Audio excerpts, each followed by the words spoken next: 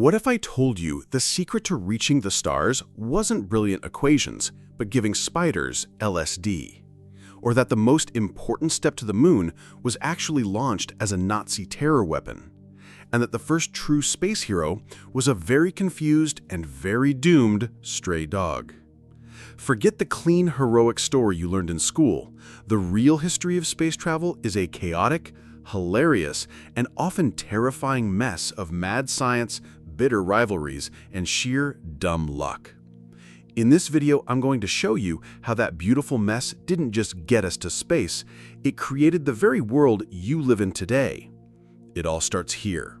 Not in a gleaming NASA lab, but in Nazi Germany, with a weapon designed to terrorize London. This is the V2, the world's first long-range ballistic missile, and, by complete accident, the first man-made object to ever touch space. But the story gets even stranger. How on earth did the engineers behind this nightmare machine become the heroes who took America to the moon? Welcome to the History Of, where we dig up the weird, forgotten, and downright unbelievable stories that shaped our world. Long before rockets were for exploring space, they were for scaring people. The story begins in 13th century China, where soldiers created the first rockets by strapping gunpowder tubes to arrows. It was basically a firework with a very bad attitude. For centuries, that's all rockets were. But in the early 1900s, 3 men in 3 different countries all had the same insane idea: use these fireworks to go to space. First, there was Konstantin Tsiolkovsky, a reclusive Russian schoolteacher who, in 1903, quietly worked out all the fundamental math for spaceflight. He was a genius who dreamed of space stations and multi-stage rocket trains. Then there was Hermann Oberth in Germany. He wrote a book on space rockets that was so far out, his university rejected it as a PhD thesis, calling the topic too fringe. And in America, there was Robert Goddard. The press openly mocked him for suggesting a rocket could reach the moon. But he kept building. His first liquid-fueled rocket launch in 1926 was less than spectacular. It flew for a grand total of 2.5 seconds, climbed 41 feet, and landed in a nearby cabbage patch. These guys were brilliant, they were visionaries, and almost nobody listened. The scientific community saw their work as fantasy, and governments saw no practical use for it. So if the pioneers of rocketry were all ignored, who finally built the first rocket that actually mattered? The answer is terrifying. Less than a month after Sputnik, the Soviets launched Sputnik 2. The passenger was a small stray dog from the streets of Moscow named Laika. She became the first animal to orbit the Earth, a global sensation and a tragic hero. The Soviets initially claimed she lived for nearly a week and was peacefully euthanized. The truth, revealed only decades later, was far harsher. She died from overheating and panic just a few hours into the flight. Laika was just the first. Both sides launched a veritable space zoo. Monkeys, mice, fruit flies, even bullfrogs, all sent on dangerous missions to see if living things could survive the harsh environment of space. With the animal tests grimly concluded, the human race began, and for years, the Soviet Union was winning. First human in space, Soviet cosmonaut Yuri Gagarin in 1961. First woman in space, Soviet parachutist Valentina Tereshkova in 1963. First spacewalk, Soviet Alexei Leonov in 1965. America was always one step behind, with Alan Shepard becoming the first American in space and Ed White the first American to perform a spacewalk. But every single launch was a gamble on a flying bomb. During the Gemini 6 launch attempt, the engines ignited and then immediately shut down. Inside, Commander Wally Schirra's instrument screamed, "Liftoff, eject," which would have fired them away from a supposedly collapsing rocket. But Schirra felt no movement. He trusted his gut over his gauges and refused to pull the ejection ring, saving the mission and the crew. The cause? A tiny plastic dust cap forgotten in an engine port during assembly. Others weren't so lucky.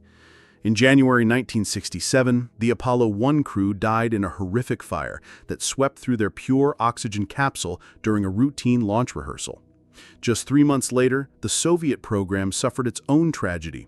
Soyuz 1's parachutes failed to deploy correctly, and Vladimir Komarov became the first person to die during a spaceflight, impacting the ground at immense speed. Humiliated by the Soviets' early lead and desperate for a decisive victory, President Kennedy had made a bold promise. America would land a man on the moon by the end of the decade. After years of tragedy and relentless effort, on July 20, 1969, Apollo 11 did it. Neil Armstrong took that one small step.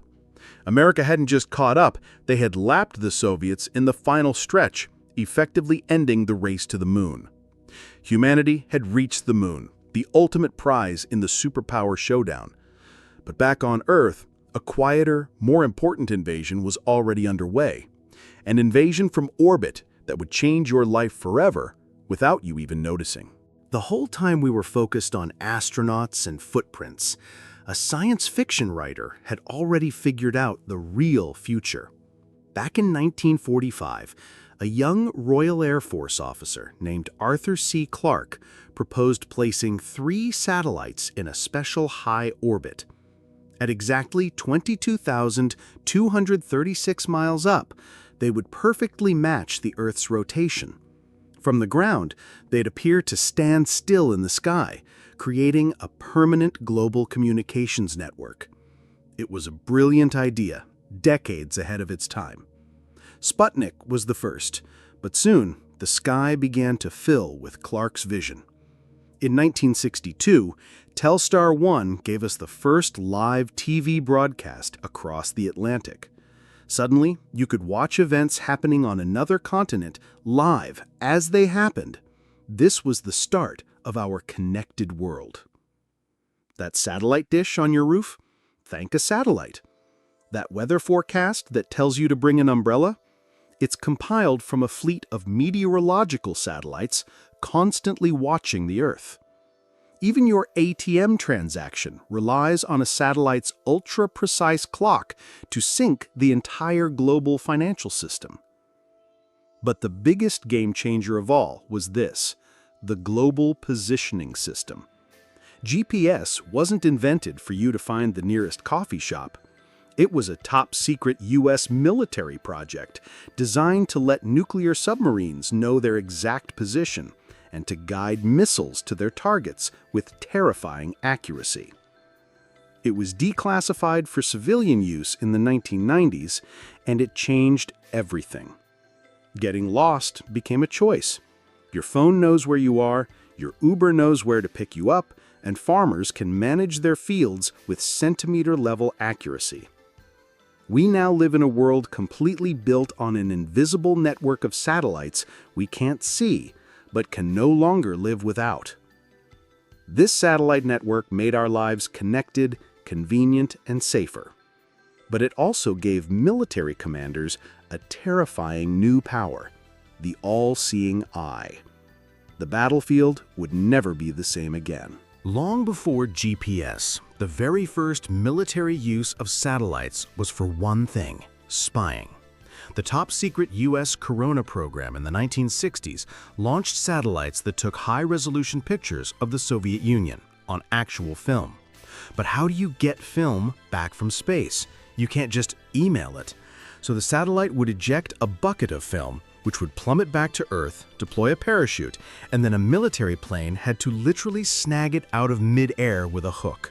It was an absurdly complicated, borderline insane plan, but it worked, and it gave the U.S. its first eyes over the closed-off Soviet Union. For decades, space was used to support wars on Earth. Then came the 1991 Gulf War, which military analysts called the First Space War. For the first time, coalition forces used the full power of the GPS network to navigate the featureless desert and guide bombs with pinpoint accuracy. The battlefield was transformed from a place of massed armies to a grid of precise targets. The advantage was so total, it was terrifying. Today, that reliance is absolute. Space is no longer just a support role, it is officially recognized as a war-fighting domain, just like land, sea, air, and cyberspace. In the ongoing war in Ukraine, commercial satellites from companies like Maxar and ISI provide near real-time intelligence on Russian troop movements to the public and to Ukraine's military. Elon Musk's Starlink satellite internet provides vital communication links that are incredibly difficult for Russia to jam or destroy. The line between a civilian satellite and a military asset is now almost completely gone. But this total dependence on space is a huge vulnerability. The United States, Russia, and China have all developed and tested anti-satellite weapons, or ASATs. These are missiles designed to hunt and destroy satellites in orbit.